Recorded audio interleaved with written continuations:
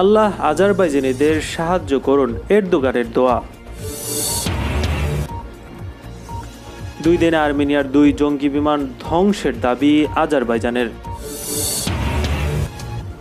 ইসরায়েলের সঙ্গে আনুষ্ঠানিক সম্পর্ক স্থাপন বাহরাইনের। ইরানের সঙ্গে অস্ত্র ব্যবসা করলে নিষেধাজ্ঞার সম্মুখীন হতে হবে, পম্পেওর হুঁশিয়ারি। আমেরিকার অবজ্ঞার শিকার দেশগুলোর কাছে অস্ত্র বেচবে ইরান, প্রতিরক্ষামন্ত্রীর ঘোষণা। হারলে আদালত চত্বরে দিন কাটবে ডোনাল্ড ট্রাম্পের। সৌদি ভাড়াটে সন্ত্রাসীদের অবস্থানে হুতিদের পাল্টা হামলা, হতাহতের খবর। এবং 3 সপ্তাহের মধ্যে নতুন সরকার গঠন করবে জাসিন্ডা। তুরস্কের প্রেসিডেন্ট রিসেপ তাইয়িপ এরদোগান বলেছেন, এখন আজারবাইজানি ভাইয়েরা প্রতিকূল অবস্থায় যুদ্ধ করে তাদের অধিকৃত অঞ্চল মুক্ত করছে।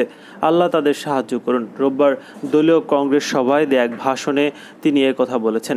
এরদোগান বলেন, আমি বিশ্বাস করি তারা ফিরে আসবে এবং আর্মেনিয়ার দখল থেকে অধিকৃত ভূখণ্ড মুক্ত করবে।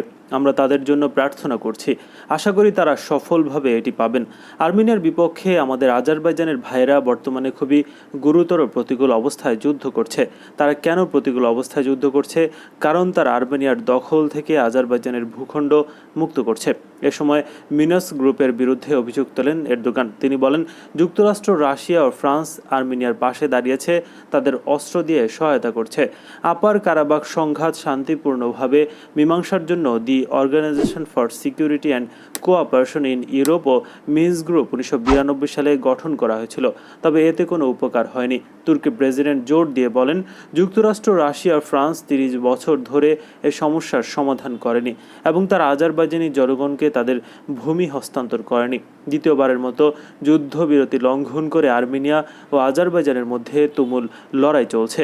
এরই মধ্যে আজারবাইজানের দ্বিতীয় বৃহত্তর গাঞ্জা শহরে ক্ষেপণাস্ত্র হামলা চালিয়েছে আর্মেনিয়া।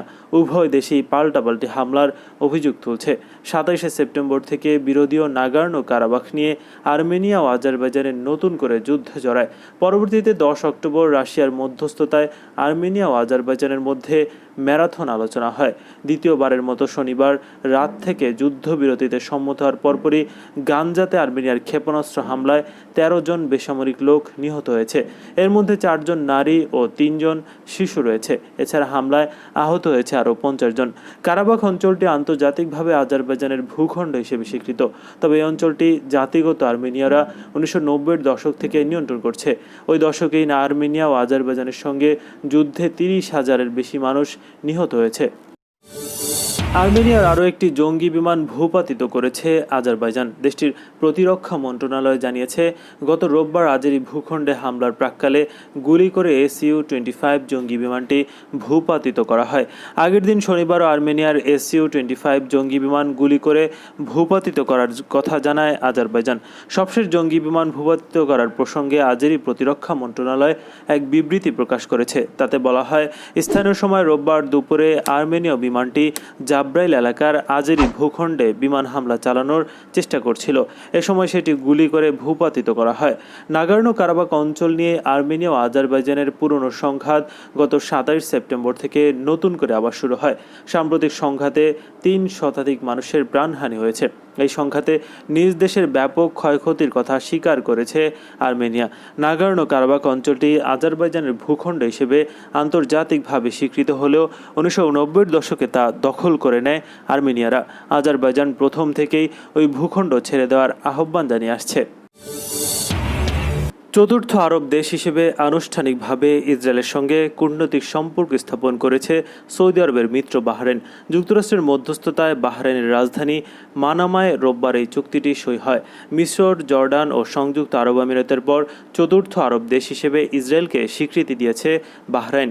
এমনকি ইসরায়েলের বিরুদ্ধে চুক্তির বিরোধিতা করলে নাগরিকদের বিরুদ্ধে শাস্তিমূলক ব্যবস্থা নেওয়ার হুঁশিয়ারি দিয়েছে দেশটি। রোববার সন্ধ্যায় মানামায় এক অনুষ্ঠানে বাহরাইন ও ইসরায়েলি কর্মকর্তারা পূর্ণ কূটনৈতিক সম্পর্ক স্থাপনের লক্ষ্যে একটি যৌথ চুক্তিপত্রে স্বাক্ষর করেন। এখন 2 দেশের পরস্পরের দূতাবাস খোলার কথা রয়েছে। ইসরায়েলি সংবাদ মাধ্যম জানিয়েছে, এ সংক্রান্ত নথিতে ফিলিস্তিন ইসরায়েল সংঘর্ষ নিয়ে কিছুর উল্লেখ ছিল না। চুক্তি স্বাক্ষরের পর বাহরাইনের পররাষ্ট্রমন্ত্রী আব্দুল লতিফ বিন রাশিদ আল জায়ানি বলেন, তিনি প্রতিটি ক্ষেত্রে ফলপ্রসূ দ্বিপক্ষীয় সহযোগিতা প্রত্যাশা করছেন। ইসরায়েলের জন্মলগ্ন থেকেই বেশিরভাগ আরব রাষ্ট্র এটিকে একটি দখলদার শক্তি হিসেবে বিবেচনা করে আসছে। ফলে স্বভাবতই এতদিন ধরে ইসরায়েলকে বয়কট করে আসছিল তারা। তবে সাম্প্রতিক বছরগুলোতে সৌদি সহ বেশ কয়েকটি দেশের সঙ্গে ইসরায়েলের সম্পর্কের নাটকীয়তার উন্নতির খবর এসেছে আন্তর্জাতিক সংবাদ মাধ্যমগুলোতে।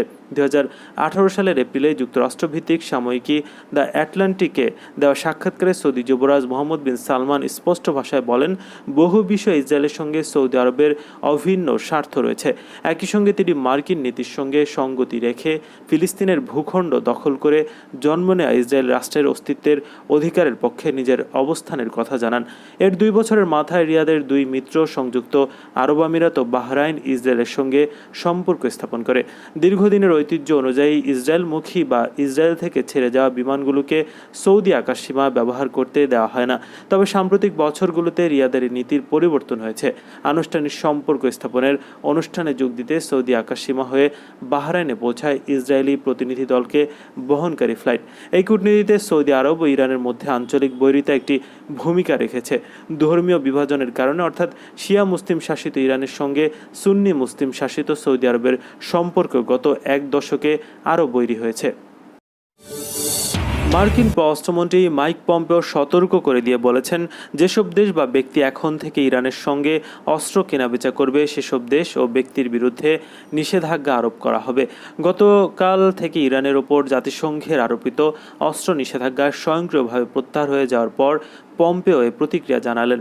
2015 সালে 6 বিশ্ব শক্তির সঙ্গে ইরানের স্বাক্ষরিত পরমাণু সমঝোতা ও জাতিসংঘ নিরাপত্তা পরিষদের 2231 নম্বর প্রস্তাবের ভিত্তিতে এই নিষেধাজ্ঞা ওঠে। মার্কিন পররাষ্ট্রমন্ত্রী রোববার ওয়াশিংটনে এক বক্তব্যে বলেন, কোনো ব্যক্তি, প্রতিষ্ঠান বা দেশ ইরানে অস্ত্র বিক্রি করলে বা ইরান থেকে অস্ত্র কিনলে ওয়াশিংটন সেই ব্যক্তি, প্রতিষ্ঠান বা দেশের বিরুদ্ধে নিষেধাজ্ঞা আরোপ করবে। এছাড়াও পম্পেও দাবি করেন, ইরানের কাছে প্রচলিত সমরাস্ত্র বিক্রি কিংবা তেহরানের কাছ থেকে অস্ত্র কেনা হবে জাতিসংঘ নিরাপত্তা পরিষদের প্রস্তাব লঙ্ঘনের শামিল। মার্কিন পররাষ্ট্রমন্ত্রী আরও দাবি করেন, ইরানের কাছে অস্ত্র বিক্রি করলে মধ্যপ্রাচ্যে উত্তেজনা বাড়বে এবং সন্ত্রাসী গোষ্ঠীগুলোর হাতে বিপজ্জনক সমরাস্ত্র চলে যাবে। গতকাল থেকে ইরানের ওপর জাতিসংঘের আরোপিত অস্ত্র নিষেধাজ্ঞা স্বয়ংক্রিয়ভাবে প্রত্যাহার হয়ে গেছে। আমেরিকা সম্প্রতি জাতিসংঘ নিরাপত্তা পরিষদের বৈঠকে এই নিষেধাজ্ঞা নবায়নের চেষ্টা করলেও পরিষদের বেশিরভাগ সদস্য দেশ এর বিরোধিতা করছে। ইরানের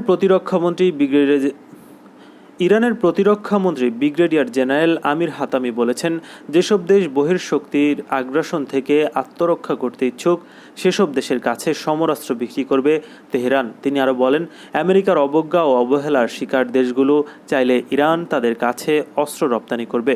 গতকাল থেকে ইরানের ওপর জাতিসংঘের আরোপিত অস্ত্র নিষেধাজ্ঞা স্বয়ংক্রিয়ভাবে প্রত্যাহার হয়ে যাওয়ার পর জেনারেল হাতামি বক্তব্য দিলেন। 2015 সালে 6 বিশ্ব শক্তির সঙ্গে ইরানের স্বাক্ষরিত পরমাণু সমঝোতা ও জাতিসংঘ নিরাপত্তা পরিষদের 2231 নম্বর প্রস্তাবের ভিত্তিতে এই নিষেধাজ্ঞা ওঠে। ইরানের প্রতিরক্ষা মন্ত্রী রোববার রাতে টেলিভিশনে প্রচারিত এক সাক্ষাৎকারে বলেন, বিশ্বের বহু দেশ এরই মধ্যে আমাদের সঙ্গে যোগাযোগ করছে এবং আমরা কিছু দেশের সঙ্গে আলাপ আলোচনাও করছি। কাজেই কোনো দেশের কাছে অস্ত্র বিক্রি এবং কোনো দেশের কাছ থেকে সুনির্দিষ্ট অস্ত্র কেনার সব প্রস্তুতি সম্পন্ন হয়েছে। তিনি আরও বলেন, নিঃসন্দেহে আমাদের অস্ত্র বিক্রির পরিমাণ হবে আমদানির তুলনায় অনেক বেশি। ইরান তার প্রয়োজনীয় সমরাস্ত্রের শতকরা 90% দেশেই উৎপাদন করবে বলে জানান জেনারেল হাতামি।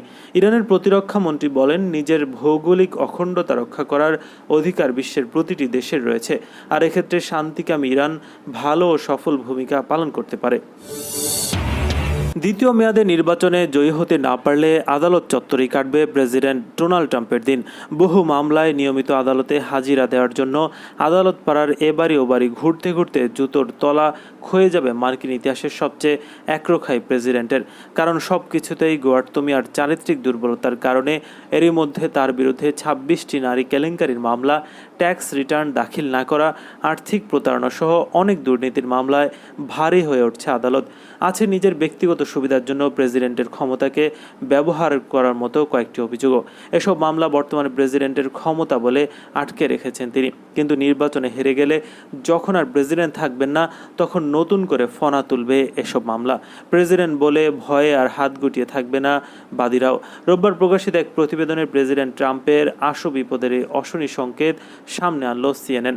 একেবারে অলৌকিক কিছু না ঘটলে এবারের নির্বাচনে কপাল পড়তে পারে ট্রাম্পের, সেই পূর্বাভাস দিচ্ছে মার্কিন নির্বাচনের ভোট ধামাকা জরিপ। জনমত জরিপগুলো বলছে এবারের নির্বাচনে ডেমোক্র্যাট পার্টির প্রার্থী জো বাইডেনের জয়ের সম্ভাবনাই সবচেয়ে বেশি। সব জরিপেই ট্রাম্পের চেয়ে গড়ে অন্তত 9 পয়েন্ট এগিয়ে আছেন বাইডেন, সুতরাং পরাজয় নিশ্চিত। আর এমন হলে ঝিমিয়ে পড়া মামলাগুলো সব দল বেঁধে ঝাঁপিয়ে পড়বে ট্রাম্পের ঘাড়ে। শান্তিতে ঘরেও থাকতে পারবেন না, আবার দেশও ছাড়তে পারবেন না। আদালত চত্বরগুলোতেই হবে তার সারাদিনের সঙ্গী। ট্রাম্পের বিরুদ্ধে যৌন নিপীড়ন ও হয়রানির অভিযোগে অন্তত 26টি মামলা রয়েছে। বিভিন্ন সময়ে ওইসব নারীকে হয়রানির করছেন মার্কিন প্রেসিডেন্ট। এসব নারীর মধ্যে আছেন সাবেক ম্যাগাজিন কলামিস্ট ইজিন ক্যারল। তিনি ট্রাম্পের বিরুদ্ধে ধর্ষণের অভিযোগ এনেছেন। ট্যাক্স রিটার্ন জমা না দেওয়া ও কর ফাঁকির অভিযোগের মতো মামলাগুলো প্রেসিডেন্টের দায়মুক্তি ও প্রেসিডেন্ট কারো কাছে জবাবদিহি করতে বাধ্য নয়, সংবিধানের এসব ধারা কাজে লাগিয়ে থামিয়ে রাখছেন ডোনাল্ড ট্রাম্প। ইয়েমেনের জনপ্রিয় হুতি আনসারুল্লাহ আন্দোলন সমর্থিত সামরিক বাহিনী দেশটির দক্ষিণ পশ্চিমাঞ্চলীয় ঢালে প্রদেশে সৌদি ভাড়াটে সন্ত্রাসীদের অবস্থানে পাল্টা হামলা চালিয়েছে। এ হামলায় বহু সন্ত্রাসী হতাহত হয়েছে বলে জানা গেছে। এসব সন্ত্রাসী ইয়েমেনের সাবেক প্রেসিডেন্ট আব্দুর রাব্বু মানসুর হাদির প্রতি অনুগত। ইয়েমেনের আল মাসিরা টেলিভিশনকে একটি সামরিক সূত্র জানিয়েছে, তাদের সেনারা ও মিত্র হুতি গেরিলারা গতকাল সন্ধ্যায় ঢালে প্রদেশের মারিস এলাকায় সৌদি ভাড়াটে সন্ত্রাসীদের অবস্থানে হামলা চালায়। এদিকে সৌদি নেতৃত্বাধীন কথিত আরব জোটের কয়েকটি জঙ্গি বিমান ইয়েমেনের উত্তর পশ্চিমাঞ্চলীয় সাদা প্রদেশে অন্তত 3 দফা হামলা চালিয়েছে, তবে তাৎক্ষণিকভাবে হতাহতের কোনো খবর পাওয়া যায়নি। এছাড়া একই প্রদেশের আল জাহের এলাকায় সৌদি নেতৃত্বাধীন সামরিক জোটের জঙ্গি বিমান থেকে আলাদা হামলা চালানো হয়েছে, তবে এই হামলারও ক্ষয়ক্ষতির কোনো খবর পাওয়া যায়নি। 2015 সালের 26শে মার্চ থেকে সৌদি আরব ও তার কয়েকটি আরব মিত্র দারিদ্র্যপীড়িত ইয়েমেনের উপর সামরিক আগ্রাসন চালিয়ে আসছে, তবে তারা যে সমস্ত লক্ষ্য নিয়ে সামরিক আগ্রাসন শুরু করেছিল তার একটি অর্জন করতে সক্ষম হয়নি। আগামী 3 সপ্তাহের মধ্যে দ্বিতীয় দফা সরকার গঠন করতে যাচ্ছেন নিউজিল্যান্ডের প্রধানমন্ত্রী জাসিন্ডা আর্ডার্ন।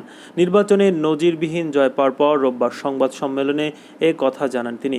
ব্রিটিশ বার্তা সংস্থা রয়টার্স থেকে তথ্য জানা গেছে, শনিবার অনুষ্ঠিত নির্বাচনে মধ্য বামপন্থী জাসিন্ডা আর্ডার্নের লেবার পার্টি মোট ভোটের 49 ভাগ এবং প্রতিদ্বন্দ্বী প্রধান বিরোধী দল কনজারভেটিভ ন্যাশনাল পার্টি 27 ভাগ ভোট পেয়েছে। দেশটির 120 আসনের মধ্যে এরই মধ্যে 64টি আসনে জয় পেয়েছে লেবার পার্টি, যা ইতিহাসে নজিরবিহীন। রোববার সংবাদ সম্মেলনে জাসিন্ডা বলেন, চূড়ান্ত ফল আসতে আরও 3 সপ্তাহ সময় লাগবে। আমার প্রত্যাশা এই সময়ের মধ্যে আমরা সরকার গঠন করতে পারব।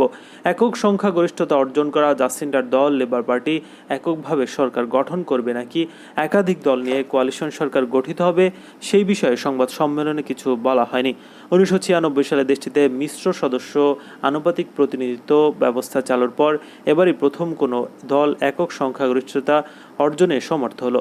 বিশ্লেষকরা বলছেন, করোনা ভাইরাস মোকাবিলায় সাফল্য, ক্রাইস্টচার্চের মসজিদে হামলার পর বিদ্বেষের বিপরীতে দাঁড়িয়ে সম্মিলনের আহ্বান জানানো ও হতাহতের পাশে থাকাসহ বিভিন্ন ঘটনায় নাগরিকদের মানসিকতা বুঝে ব্যবস্থা নেওয়ার ফলে ভোটারদের সমর্থন আদায় করতে সক্ষম হয়েছেন জাসিন্ডা।